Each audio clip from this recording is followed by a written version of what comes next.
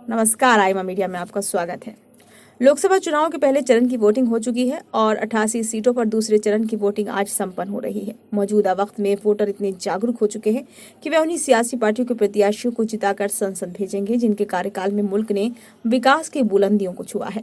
Public ये अच्छी तरह से समझ चुकी है कि सिर्फ बातें करने और मुफ्त की रेबड़ियां बांटने की घोषणा करने से मुल्क का भला नहीं होने वाला। उसकी तरक्की के लिए कड़ी मेहनत, पक्का इरादा और दूरदर्शिता का परिचय देना पड़ता है।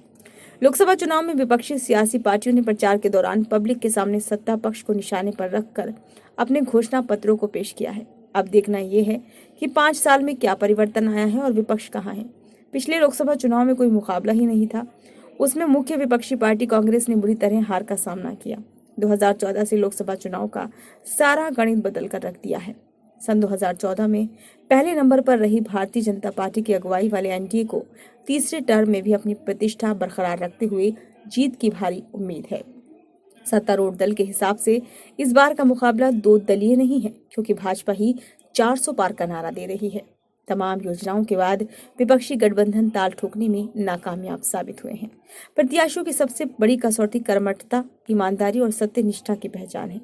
ये मतदान करने की पहली सीढ़ी है। ईवीएम का बटन दबाते वक्त वोटरों को ईमानदारी और ईमानदार शख्सियत की पृष्ठभूमि को ध्यान में रखना चाहिए। करप्शन के खिलाफ मौजूदा सरकार की मुहिम से लोग जागरूकता आई है। अरबों रुपए के घोटाले पिछली सरकारों में हुए हैं, जबकि इस सरकार के नुमाइंदों में 10 वर्षों में करप्शन का कोई भी एक केस नहीं है। अनीति और अत्याचार के खिलाफ जन जागृति अभियान चलाने के बाद देश में काफी बदलाव देखने को मिला। लोग साफ छवि वाले नेताओं को वोट देना पसंद करते हैं। कहना गलत न होगा कि पीएम नरेंद्र मोदी और उनकी टीम ने लोकसभा चुनाव में लोक जागरण का काम किया है। इन लोगों की साफ सुथरी छवि है।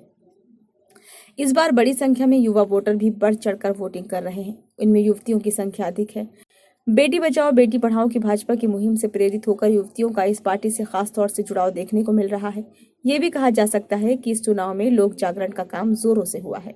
हर दल कौम और मजहब के नाम पर चुनाव जीतने की जुगत में है। मुल्क की पब्लिक को अपने पाले में करने के लिए नित नए प्रयोग किए जा रहे हैं। चुनाव के इस दौर में विरोधी पक्ष पर अटैक करना मुख्यतः सियासत की परिपाटी बन गई है। वेस्ट बंगाल के संदेश खाली में हुए घटनाक्रम पर सूबे की मुख्यमंत्री ममता पर्दा डालना चाहती थी, लेकिन सीबीआई ने पीड़ितों को इंसाफ दिलाने की ठान ही ली। ममता सियासी प्लेयर है और वेस्ट बंगाल जब जल रहा था उस वक्त ममता सियासत का खेल खेल रही थी। कई बार सूबे में अशांति की खबरें अखबारों में पढ़ने को मिलती थी, लेकिन टीएमसी की मुखिया अपनी कुर्सी बचाने के फेर में तुष्टीकरण को हवा दे रही थी। 55 साल तक देश में राज करने वाली करप्शन व घोटाले के तमाम आरोपों से घिरी मुल्क की सबसे पुरानी पार्टी कांग्रेस की हालत इस चुनाव में काफी पतली नजर आ रही है। इस पार्टी में इस वक्त दूरदर्शी नेतृत्व का अभाव साफ झलक रहा है। फिलहाल वोटरों को तय करना है, यदि मुल्क को तरक्की के रास्ते पर आगे बढ़ते देखना है तो वो मोदी के हाथ मजबूत करें अथवा विपक्षी गठबंधन इंडिया के प्रत्याशियों को जीत का स्वाद चखने दें। 4 जून को लोकसभा चुनाव के नतीजे एक बार फिर मुल्क की किस्मत का फैसला करेंगे। ये वीडियो आपको कैसा लगा? यदि अच्छा लगा हो तो लाइक करें तथा कमेंट बॉक्स में सुझाव दें। यदि आपने इस चैनल को अभी तक सब्सक्राइब नहीं किया है तो इसे सब्सक्राइब जरूर कर लें।